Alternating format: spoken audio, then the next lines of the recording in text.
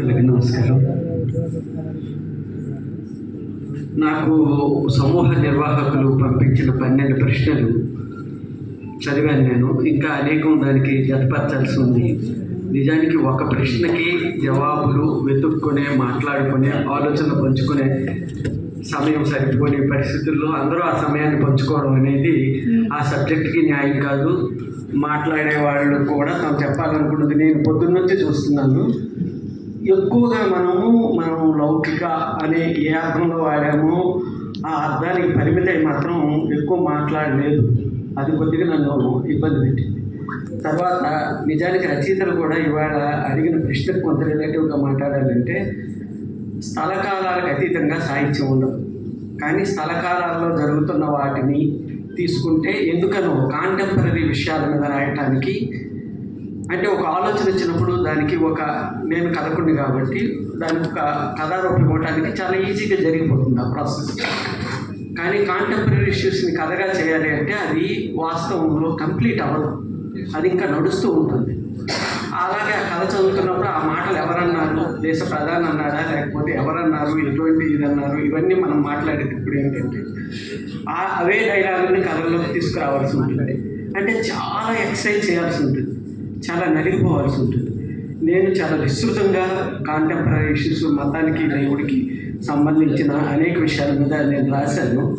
అయితే ఇక్కడ చెప్పొచ్చేది ఏంటంటే నాకు నా చుట్టుపక్కల ఉన్న రచయితను చూసినప్పుడు ఒక దిగులు కమ్ముతుంది. రాసిన అనేక మానవ సంబంధాల నుండి మిగతా విషయాల్లో అనేక వచ్చిన విషయాల మీదే వరవడి ముక్క రాసినట్టుగా రాసే రచయితలు ఈ కాంటెంపరీ విషయం మన కాలంలో జరుగుతున్న వాటిని ఎందుకని రికార్డ్ చేయడం లేదు అనే దిగులు ఉంది. అది తేలికైపోతుందనే భావం కొందరికి ఉంది. కానీ నేను రాసిన ఇప్పుడు నేను మూలాలతో కలిపి రాసినప్పుడు ఆ కథ బలంగానే వస్తుందని నేను నమ్ముతూ ఉన్నాను. అది విమర్శకులు చెప్తూ వస్తున్నారు కూడా. అయితే ముఖ్యమైన విషయం ఏంటంటే ఇలాంటి సందర్భంలో కథా వస్తువులు మనకి కోకొల్లలుగా దొరుకుతాయి. అలాగే కథ రాసేటప్పుడు ఏంటంటే ఒకటి అంటే ఆ కథ మనం ఎంపిక చేసుకోవడానికి నిజానికి ఇంత విస్తృతమైన ఇప్పుడు మన పుణ్యపూర్ నిర్మల గారు బొట్టు గురించి అన్నారు, అది రాయొచ్చు. అలాగే మనం ఇవాళ మాట్లాడుతున్న అనేక విషయాల గురించి కూడా మనం రాయడానికి అవకాశం ఉంది.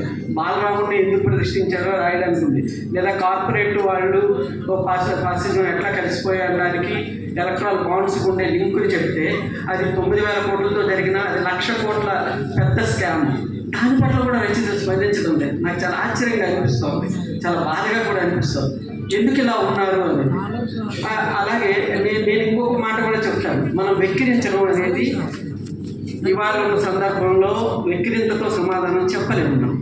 మనం కూడా రామాయణం, భాగవతం లేదా అంటే భారతం అన్నీ చదవాలి అని వాటిని అధ్యయనం చేయాలని. ఎందుకంటే వాడు బాణం వేసేటప్పుడు, వాడు తుపాకీతో కాల్చేటప్పుడు మనం బాణం వేయలేము. మనం కూడా తుపాకీ పట్టుకోవాలంటే దాని అనుభవంలో మనం కూడా తెలుసుకోవాలి. అలా రాసేటప్పుడు మాత్రం నేను అందుకనే భగవంతుడు నా దృష్టిలో చాలా బలహీనుడు. మనం తయారు చేశాం కాబట్టి భక్తులు చాలా బలవంతుడు. అప్పుడు నేను బలహీనుడి పక్షాన్ని నిలుస్తాను. నేను రాసినవన్నీ భగవంతుడి పక్షాన్ని ఉంది. బలవంతులైన భక్తులు చూస్తే నాకు ఎంతటి భయం కలుగుతుందో ఆవేదన చెంది నేను రాయడం జరుగుతుంది. అయితే ఇంకొక విషయం కూడా చెప్పాలి. దేశ విభజన జరిగినప్పుడు అనేక మంది ఎట్లా అయితే మనకి అంటే మనతో దగ్గర చాలామంది అసలు దాన్ని ఎట్లా రికార్డ్ చేశారు.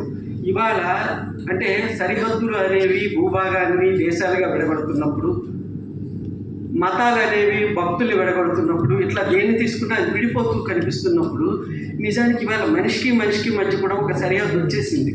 అది మతపరంగా. దాన్ని రికార్డ్ చేయడం మన బాధ్యత. మనకి అదే మతంలో అంటే మెజారిటీ మతంలో మన పుట్టుక నిర్ణయించడం వల్ల మనం మెజారిటీ మతంలో ఉన్నప్పటికీ ఆ మతం పట్ల మనకు ధైర్యం ఉంది, ఏమీ లేదు.